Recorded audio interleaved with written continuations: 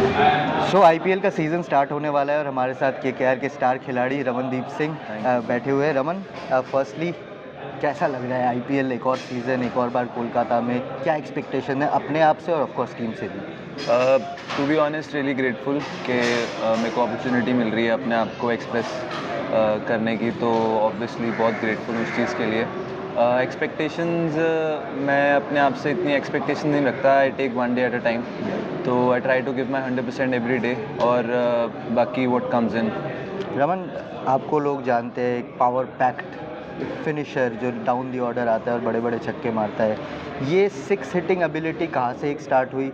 क्योंकि generally domestic cricket में या एज ग्रुप क्रिकेट में लोग बोलते हैं सीधा खेल ले, ठल्ले खेल ले, धीरे खेल ले, बड़े स्कोर्स मारो, बट तुम्हारे अंदर स्टार्टिंग से एज ग्रुप क्रिकेट से एक एक्स फैक्टर था कि भाई मैं बड़े हिट्स लगा सकता हूँ। तो ये कहाँ से आया? इसकी अगर आप थोड़ा सा एक बैक स्टोरी हमें दे पाओ। एक्चुअली ये मैं अपने डैड को कहना चाहूँगा कि डैड ने बहुत उस चीज़ को प्रमोट करा। जैसे मेरे को होता था कि मैं छक्के मार के अपने माइलस्टोन्स पे पहुँचूँ।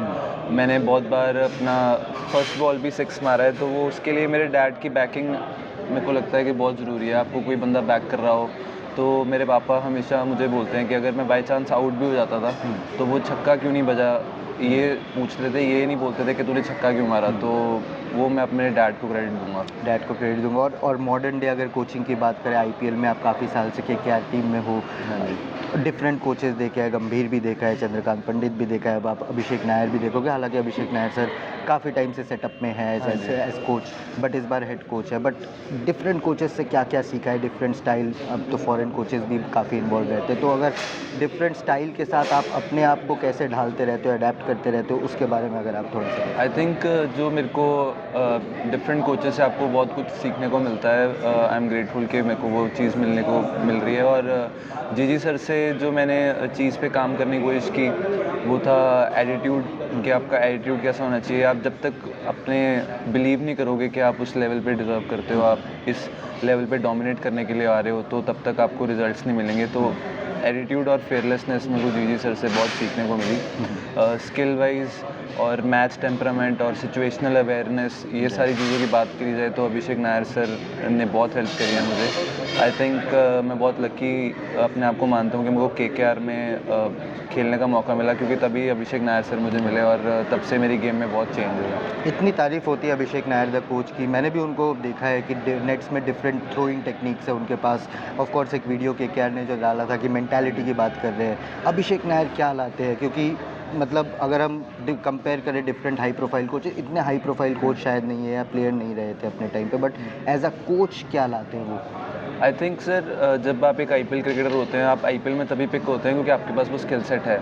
बट आईपीएल में पिक होना और आईपीएल में परफॉर्म या डोमिनेट करना वो एक टोटली डिफरेंट थिंग है।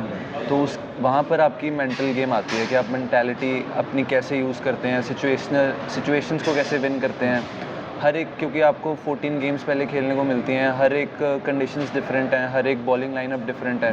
तो वो चीज़ आपको कोई बंदा गाइड करे, और अभिषेक नायर सर जैसा बंदा, आई वुड से कि he is one of the best through out IPL. तो वो आपको ऐसा बंदा गाइड कर रहा है, तो ही मेक्स थिंग्स ईजियर। इस बार तो शेन वॉटसन भी अपने टाइम में मतलब ज़बरदस्त खिलाड़ी रहे, मेरे वन ऑफ द फेवरेट्स रहे। उनसे क्या अभी तक कुछ कॉन्वर्सेशंस हुई है? क्या लग रहा है कि टैप इन कर पाओगे उस मेंटालिटी को और वो जो एक चैंपियन माइंडसेट लाते हैं? डेफिनेटली आई थिंक वो एक बहुत बड़ा ऐड है हमारे ग्रुप में, और स्पेशली उनके जैसा लेगेसी जिन्होंने आईपीएल में की है, वर्ल्ड क्रिकेट में की है, वैसा बंदा हो तो आपको जो कुछ उनसे सीख सकते हो वो सीखना चाहिए, और वही कोशिश रहेगी कि उनसे सब कुछ सीखूं।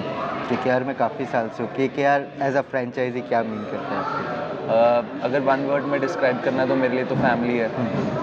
पूरा साल, जैसे आईपीएल एक 3 मंथ्स का टूर्नामेंट है, बट केकेआर के लिए ऐसा नहीं है। आप पूरा साल, आपका वर्कलोड क्या चल रहा है, आपको पूरा साल एसएनसी टेक केयर कर रहे हैं, आपको पूरा साल फिजियो टेक केयर कर रहे हैं। तो आई थिंक आपने ये देखा भी होगा कि बहुत सारे प्लेयर इंडिया के लिए जो खेले हैं वो केकेआर की तरफ से खेले हैं, यंग टैलेंट। तो उसका एक रीज़न है उसके पीछे, कि आपको ये प्रॉपर गाइडेंस जो मिलती है। आई वुड से कि मेरे लिए ये फैमिली है।